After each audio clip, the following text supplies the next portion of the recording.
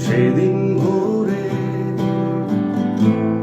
বুকের গভীরে শুনেছি জমে থাকা আমি বেদনারা ডাকে।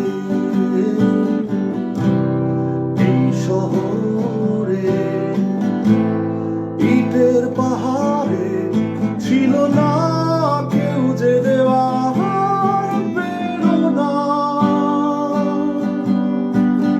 যন্ত্রে বাঁধা মন ছিল ক্লান্ত অসহায়, অর্ধেকে না সুখ প্রিয়মান দুঃখের ছায়া।